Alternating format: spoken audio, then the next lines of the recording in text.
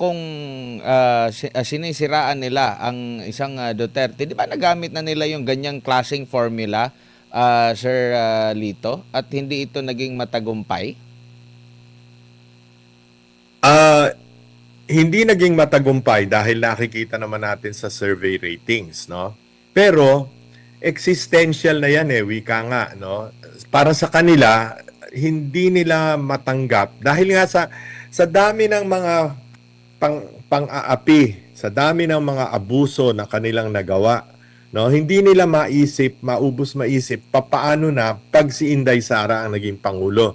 Papaano na kung sila naman ang usigin at may karapatan naman at matuwid namang sila usigin, no? Tingnan mo yung ginawa nila kay Pastor Apollo, 'di ba? Kibuloy. 'Di ba yung uh, uh, nagpupuyos ang damdamin ng mga taga Davao at ang mga milyon-milyong mga adherents ng KOJC dahil do sa ginawa yung inhumane eh, hindi ba? Ah, Miski si Presidente Marcos Sr. hindi ganun eh, no? So ngayon, ewan ko, lahat natapos yung ginawa nila kay Pangulong Rodrigo Duterte, bagamat alam nila na napaka-popular ni Pangulong Duterte, no? At yung basta mo na lang kikidnapin ang isang dating pangulo, mag-80 anyos na actually. O 80 years old na nga last ano, 'di ba? Hindi ba? I mean, para sa Pilipino, yung simpatya lalong umigting, no? Kay Pangulong Duterte at by extension kay Vice President Inday Sara. Opo, naging dumarami ba ang kanilang kalaban? Gumagawa ba sila ng maraming kalaban po, ang gobyerno ngayon, ang administrasyon ngayon na Sir Lito? At makabubuti ba ito sa kanila? Considering lalo na ito, parang napaghalata ng ating mga kababayan, bakit panay yung may mga reklamo, may mga kaso, itong nandito sa majority ngayon at atat sila na talagang makasuhan, mabumilis ang kaso, agad na maaresto si Senador Bato, full force, tapos yung mga wanted daw, nakita ko sa post eh, sabi nung isang dating general ng pambansang pulisya, may mga dati ng mga wanted sa kidnap for ransom na may mga patong pa sa ulo, na matagal nang naging wanted, hindi ganito ka porsige ang pagtugis po nila, Sir Lito. Yun na nga, malinaw na malinaw eh na ang direksyon ay laban lamang sa oposisyon, laban lamang sa mga kaaway sa politika. Kaya lalong nagagalit ang tao. Parami ng parami, hindi lang yung mga biktima ng kanilang weaponization of the law, yung mga taong bayan na nakikita na ano ba to? Sobra naman ito, no? Natatandaan ko nung panahon ni tatay ni BBM, si Ferdinand Marcos Sr. Naging sigaw ng bayan noon tama na, sobra na, palitan na. Ganyan din ang mangyayari dito. Pag ganyan ang kanilang ginagawa, hindi nila lulubayan ang kanilang mga kaaway o katunggali, hindi naman kaaway, katunggali sa politika na parte naman ng demokrasya na merong majority, may minority, may opposition at may administration, no? Opo, bilang panghuli na lang na topiko po, no? Panay ngayon ang paliwanag ng mga politiko na bumoto o papabor sila dito sa impeachment laban sa pangalawang pangulo sa kanilang mga constituents. Di ko lang alam, pangalawang beses na ba nila itong pagpapaliwanag kasi nung una, di ba? Sa last election, nagpaliwanag din sila. Sa tingin nyo po, sa hinaharap, no, lalo na mayroon pang pending sa Korte Suprema po, no, yung pag-question ni BP Sara at itong nakikita nyo po na possible baka ma-acquit lang din ang pangalawang pangulo. Finish na ba ito at yung mga sumuporta against sa pangalawang pangulo magiging finish na rin ba, Sir Lito? They will try everything, Admare, no? Huwag na tayong kaya nga yung meeting dun sa Soler inano ko na, ako na sinulat ko na at sa mga interview ay inexplain ko na. Bagamat maaring mahirap gawin, no, the fact na pinag-uusapan nila ng mga leader ng Kamara, no, the fact na pinag-uusapan yan, ibig sabihin they are kung sa ano, scraping the bottom of the barrel to find solutions to the political problems that they face, no? So lahat ay gagawin nila. Ngayon, siguro yung last or ultimate solution dyan na huwag naman sana nilang gagawin ay yung possibility of martial rule or martial law na ginawa din naman ng ama ni Pangulong Bongbong Marcos noong 1972, no? Huwag naman sana, no? That will be testing the fate of the nation too much, no?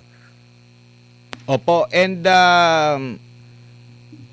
yung possibility naman po na tawag nito, yung may magbabaliktad pa ba niyan pag nakita nila na hindi talaga natin mapuruhan ang mga Duterte. Tingin nyo, pag nagbaliktad sila, tatanggapin sila ng pangalawang pangulo or nakalista na sa pangalawang pangulo kung sino yung mga naging friends niya noon na hindi na ngayon?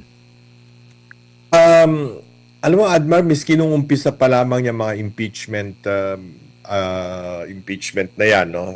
Kontra sa pangalawang pangulo, ang aking prediction ay baka umabot ng 16 to acquit, hindi 16 to convict.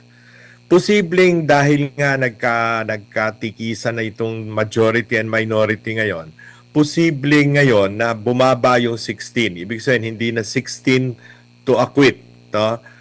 Kasi 16 ang kailangan para conviction. Posibleng bumaba na yung 16 na magko-convict, na mag-a-acquit, no? Posibleng mga ano na lang yan, siguro mga mababawasan niya ng 5 o 6 pa galing sa minority ngayon, yung 11, no? Mahahati pa yan. At yan, in the end, babaliktad at boboto rin for acquittal, no? So far, tumatama yung aking mga prediction. Palagay ko, tatama pa rin ako sa prediction kong yan, no? Na overwhelming ang magiging decision ng Senado to acquit rather than to convict. Tsaka itong galawan against sa pangalawang pangulo, patunay ito na wala pa talaga silang matibay na pantapat sa kanya for 2028. Iyan ang malaking problema ni PBBM. Assuming na wala siyang planong masamang plano na pairalin pa ang papalawigin ang kanyang termino, no, palampasin ng 2028. Assuming na hindi ganon at talagang magkakaroon ng halalan, ang napakalaking problema niya ay kung sino ang kanyang magiging manok o sino ang kanyang magiging kandidato. Sa hanay ng administrasyon, yung pinaka mga masabihin na natin mayat-maya nasa TV, mayat-maya na naglilibot sa buong bansa, mayat-maya nagpe-press conference, no, na mga miyembro ng kanyang administrasyon, lalo na ng kabinete, 3%, pinakamataas na 5% ang survey ratings, no. Napakahirap, no, lalo na kung kiss of death pa yung endorsement ng Pangulong Marcos.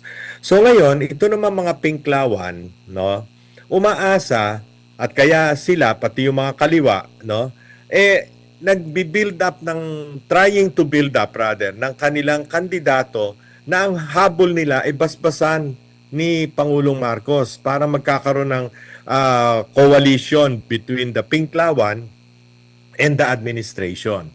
Ang tanong ko sa iyo, Admar, MJ, sa palagay mo ba magtitiwala si BBM na kung manalo man ang pinklawan sa susunod na halalan sa panguluhan, poprotektahan siya, no?